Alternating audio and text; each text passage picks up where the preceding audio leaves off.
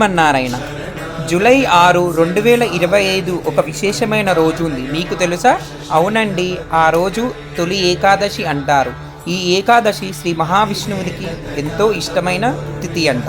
అయితే ఈరోజు మనం ఉపవాసం పెట్టుకోవాలి, విష్ణునామం జపించాలి, రాత్రంతా జాగరణ చేస్తూ మన మనసును పవిత్రంగా చేసుకోవాలి.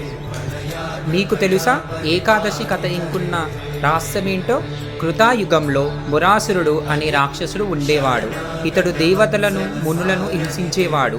అయితే దేవతలు మరియు మునులు విష్ణుమూర్తికి మొరపెట్టుకోగా విష్ణుమూర్తి వెయ్యేళ్ల పాటు పోరాడి అలసిపోయాడు. ఒకరోజు ఒక గృహలో విశ్రాంతి తీసుకుండగా ఆయన శరీరం నుంచి ఒక ప్రకాశవంతమైన అమ్మవారు పుట్టింది.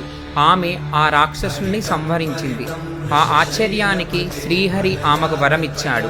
ఇప్పటి నుంచి నీవే ఏకాదశి తిథి అని. అప్పటి నుంచి భక్తులు ఈరోజు ఉపవాసంతో పూజిస్తారు.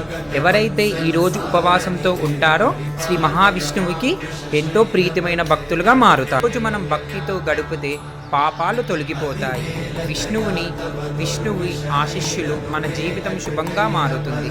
శుభ ఏకాదశి.